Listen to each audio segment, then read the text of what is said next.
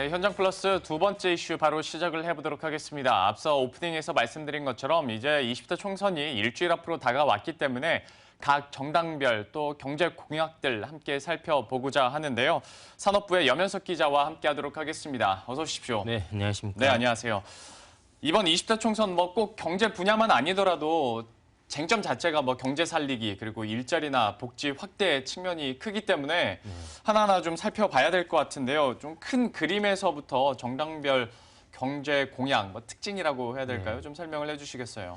네, 새누리당과 더불어민주당, 그리고 국민의당, 정의당 등 이렇게 주요 정당들이 이번 20대 총선에서 내놓은 이제 경제 관련 공약들을 이제 세분화해 보면요, 크게 세 가지 정도로 이제 나눌 수 있습니다. 네. 일자리와 복지 그리고 노동 현안 문제인데요. 네. 각 분야별로 정당별 입장이 조금씩 다릅니다. 우선 새누리당의 경우에는요, 근로기준법, 고용보험법, 파견근로자보호법, 산재보상보호법 등 이제 노동개혁 4대 법안이죠. 네. 이걸 조속히 통과시켜서 일자리도 늘리고 이제 고용 환경도 개선한다라는 계획입니다. 네. 더불어민주당 같은 경우에는 이제 청년 일자리 창출 그리고 최저임금 인상을 이제 주로 내놨고요. 네. 복지 분야에서는 표에 보시다시피 이제 공공임대주택 등 이런 보육 등 이런 복지 정책 확대를 이제 초점이 맞춰져 있습니다. 국민의당도 더불어민주당과 조금 비슷합니다. 청년 일자리를 늘리고 복지를 조금 늘리겠다. 그런데 이제 복지에서 조금 주목할 만한 게요, 출산과 육아휴직 제도를 이제 개선하겠다라고 이제 밝혔습니다. 네. 정의당은 좀 기존의 이제 새 당과 입장이 좀 많이 다릅니다. 네. 이제 일자리와 복지 이것보다는요, 주로 이제 노동 현안 문제에 대해서 많이 이제 공약을 내놨는데요. 해고 요건을 이제 조금 더 강화를 하고 최저임금을 좀 더 많이 인상을 해야 된다. 이런 이제 공약을 내걸고 있습니다. 정의당만 조금 빼면 이 세 개 당 같은 경우에는 딱 이제 어느 층을 노리고 있는지가 확연히 네. 좀 구분이 많이 되는 것 같습니다. 그렇다면 이제 아무래도 일자리에 대한 얘기들이 많이 있으니까요. 네. 좀 더 세분화해서 얘기를 나눠보죠. 일자리의 공약들은 구체적으로 어떻게 나오고 있나요? 네, 먼저 여당인 새누리당부터 말씀을 드리겠습니다. 네. 새누리당의 지지층이 중장년층이라는 건 다들 아시니까요. 네. 일자리 공약도 청년보다는 약간 중장년층에 이렇게 조금 초점이 맞춰져 있습니다. 네.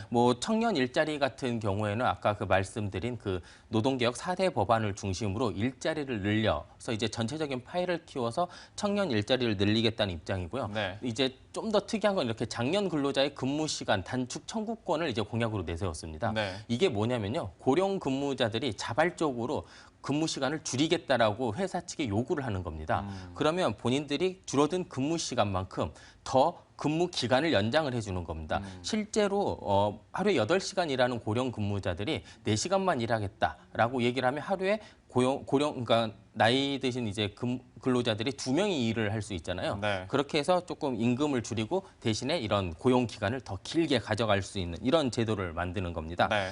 더불어민주당과 국민의당, 정의당 등 여당들은 일자리 공약이 조금 비슷합니다. 한 3가지 정도 공통점이 있는데요. 이렇게 청년 고용 할당제, 그리고 청년 구직수당, 그리고 육아휴직, 출산휴가를 강화하겠다라는 겁니다. 일단 세부적으로 좀 말씀드리겠습니다.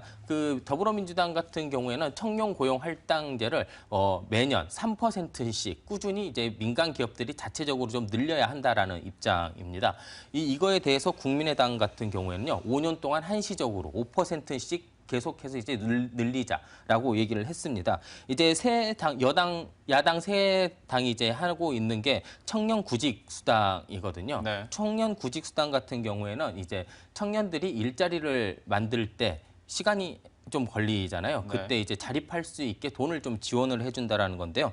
더민주당 같은 경우에는 한 300만 원, 그리고 국민의당은 360만 원, 이 정도 이제 지원을 해주겠다라는 겁니다. 네. 두 당의 차이점은 이제 국민의당 같은 경우에는 360만 원을 줘놓고 이제 추후에 취업을 하면 다시 회수를 하겠다라는 겁니다.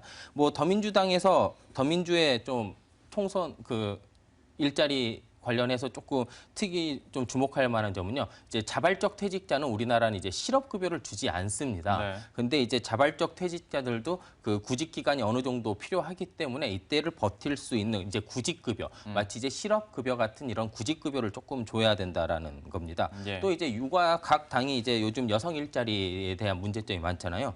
육아휴직, 출산휴가 이런 얘기를 많이 하고 있는데요.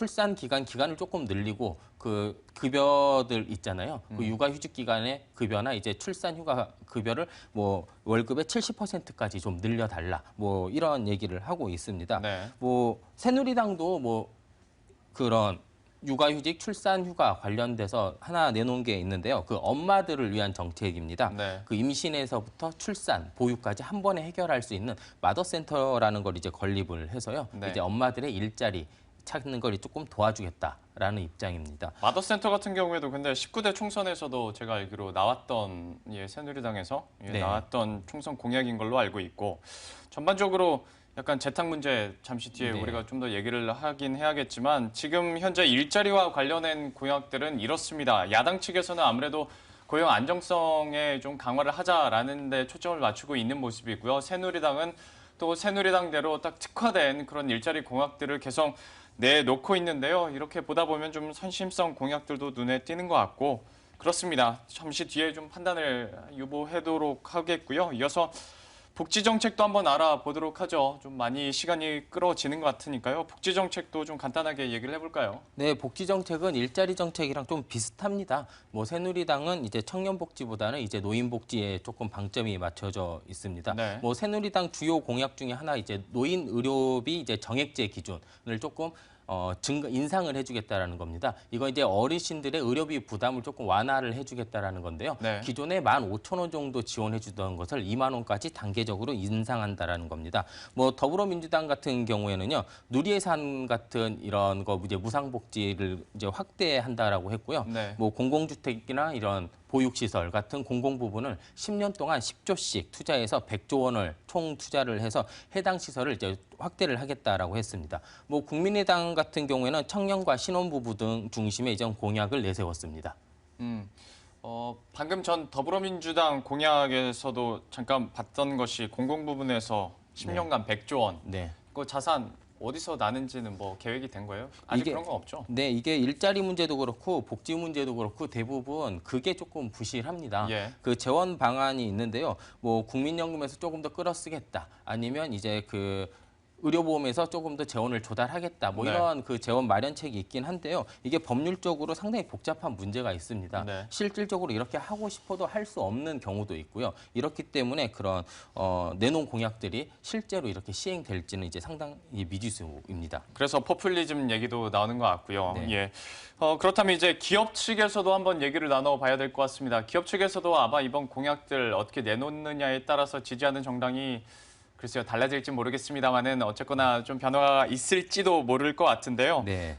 기업들의 노동 현안들 어떤 공약들 나오고 있나요? 네, 노동 문제가 아무래도 이런 기업 경영과 이제 직결되어 있는 문제들 때문에 네. 기업들이 이제 촉각을 곤두세울 수밖에 없습니다. 특히 노동 개혁과 관련된 문제들 같은 경우에는요, 정당별로 첨예하게 대립을 하고 있습니다. 네. 뭐 경영상 해고 요건을 강화한다든지 그런 뭐 취업 규칙이나 일반 해고 요건을 뭐 완화하는 이런 양대 지침을 뭐 폐기를 한다든지 네. 기간제 근로자를 사용한다든지 이런 세 가지 부분에서 대립이 큽니다. 먼저 이렇게 경영상 해고 요건 강화에 대해서 말씀을 드리면요. 새누리당은 기존의 그 노동 개혁을 잠시만요. 노동개혁 해고 여건 강화하겠죠? 아닙니다. 노동 개혁을 하면요. 해고 예. 요건을 완화를 시켜주는 겁니다. 해고 여건을 완화시켜준다고요? 네. 그러니까 노동 그러면 개혁을 더 쉽게 해도 해고를 시킬 수 있는 네. 거잖아요. 그래서 지금 노동사법에 계속 얘기가 나오고 있는 맞습니다. 거죠. 그리고 야당 측에서는 그럼 이제 노동사법이 통과가 되면 쉬운 해고가 일어날 수 있기 때문에 이건 안 된다라고 지금 얘기를 하고 있는 네, 거잖아요. 맞습니다. 그리고 반대로 여러분들이 보시는 것처럼 이제 야권 측에서는 해고 여건을 오히려 강화해서 고용 안정성을 높이겠다라고 라는- 얘기하는 게 맞죠. 네. 예. 이게 약간 그 노동 개혁이라는 말이 이제 헷갈릴 수도 있는데요. 네. 보통 이제 노동 개혁을 한다고 하면 우리나라 입장에서는 노동 시장을 유연화하는 겁니다. 네. 노동 시장을 유연화한다라는 말은 이제 일자리를 이제 쉽게 바꿀 수 있고 쉽게 네. 변경할 수 있게 해주는 거기 때문에요. 예. 해고 요건이 그만큼 완화가 돼야 됩니다. 네. 당연히 그런 노동 개혁을 이끌고 있는 새누리당 입장에서는 노동 개혁을 성공을 시켜서 해고 요건을 완화해야 일자리들이 많이 늘어날 것으로 네. 기대를 하고 있는 거고요. 네. 이제 더민주 같은 경우에는 그래 노동시장 개혁 그러니까 노동 개혁까지는 인정을 하겠는데 경영상 해고 사유를 이제 극히 이제 특수한 경우로 이제 제한을 하자는 입장입니다. 그렇죠. 정의당은 오히려 경영상 해고 구제를 이제 더욱 강화를 해서 일자리 안정성이라는 이런 측면을 더 내세우고 있는 겁니다. 새누리당 측에서도 해고 여건 완화라는 얘기를 쓰나요? 해고 요건 완화라고 이제 대놓고 얘기는 않죠. 못 하겠지만 예. 노동 시장을 유연화를 해야 된다는 말로 이제 대체를 하고 있습니다. 예. 자, 뭐 전반적으로 노동개혁 4대 법안이 또 새누리당의 주요 쟁점이다 보니까 저희가 계속 얘기를 나눠드리고 있는데요.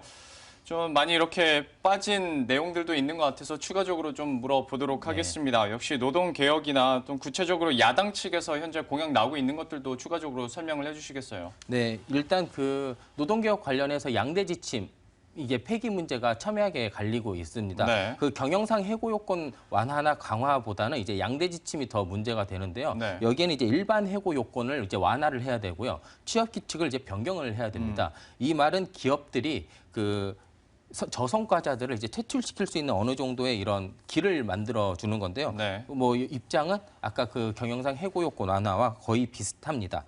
그리고 그 기간제 근로자 문제가 또 첨예하게 또 그렇죠. 대립을 하고 있습니다. 네. 뭐 새누리당은 기간제 근로자 사용에 대해서 아직 현재 논의를 하지 않고 있습니다. 네. 왜냐하면 그 4대 노동입법에 기간제법이 들어가 있지 않거든요.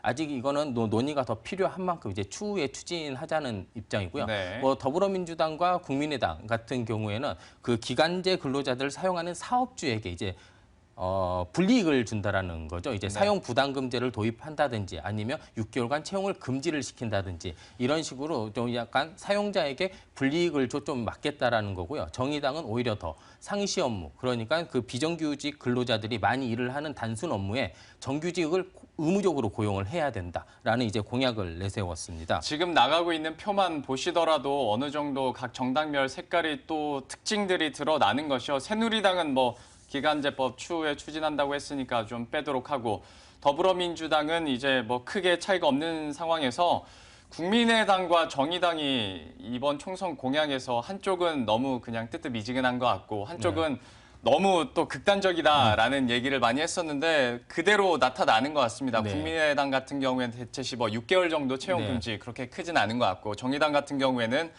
오히려 상시 업무는 정규직 고용을 의무화하겠다. 네, 맞습니다. 꽤 셉니다. 네. 실제로. 이런 특징들을 여러분들도 좀 이렇게 체크하시면 좋을 것 같고요. 또 하나 또 쟁점이 될 수 있는 것이 최저임금과 관련된 거잖아요. 네, 이게 최저임금이 지금 핵입니다. 어떻게 보면. 그 더민주 같은 경우에는 2020년까지 최저시급을 1만 원으로 상향 조정을 하겠다고 이제 네. 공약으로 내세웠고요. 정의당은 2019년, 1년이 빠릅니다. 최저시급을 1만 원으로 인상을 하겠다라는 겁니다. 언뜻 보면 비슷할 수 있는데요. 굉장히 내용이 다릅니다. 뭐 1년의 차이가 문제가 아니라요. 1만 원으로 상향을 조정한다라는 거는 네. 1만 원이 안 될 수도 있다라는 건데요. 그렇죠. 정의당 같은 경우는 무조건 2020년까지 1만 원으로 올리겠다라는 거죠. 근데 이렇게 일자리 창출, 복지 늘리기 등이 이제 여러 공약들이 이제 정당별로 많이 나오고 있잖아요. 아까 그 말씀드린 대로 방안은 그러니까 재원 확보 방안이 그런데 확실치가 않습니다. 네. 실제 아까 그 국민연금이라든지 뭐 의료보험공단에서 돈을 가져온다든지 뭐 대부분 다 이런 거거든요. 그리고 필요하면 증세를 하겠다라는 입장이 이제 국민의당 입장인데요. 네. 이런 것들이 이제 필요하면이잖아요. 재원 확보책 마련 없이 이렇게 선심성 공약들이 이제 난무하다 보니까요. 이게 잘 시행이 될지가 또 미지수입니다. 또 임금과 이런 노동개혁 관련된 이런 기업 이런 공약들 같은 경우에도요. 너무 약간 포퓰리즘식이 아니냐라는 지적이 좀 나오고 있습니다. 네. 왜냐하면 임금을 하든지 그 노동개혁으로 해서 그 경영상 타격을 받는 기업들 입장에서는요. 이게 되게 불명확한 얘기거든요. 그렇다 보니까 이제 부담만 가중하고 경쟁력을 오히려 떨어뜨릴 수 있다는 우려도 나오고 있습니다. 공약들을 저희가 살펴보긴 했습니다만은 구체적으로 재원 마련을 어떻게 할 것인지는 아직 구체적으로 나오지 않았습니다. 총선 일주일 남았는데요. 분위기 자체가 공약보다는 심판론이 더 강하기 때문에 더 그런 것 아닐까라는 좀 생각도 드는데요. 분위기 자체가 뭐 내가 잘해서 뽑아주세요가 아니라 제가 더 못하고 있으니까 뽑아주세요라는 흐름으로 지나가고 있는 것 같습니다. 그래도 우리 경제 공약들은 살펴봐야 될 것 같아서 총 정리를 한번 해드렸습니다. 산업부의 염현석 기자와 함께했습니다. 고맙습니다.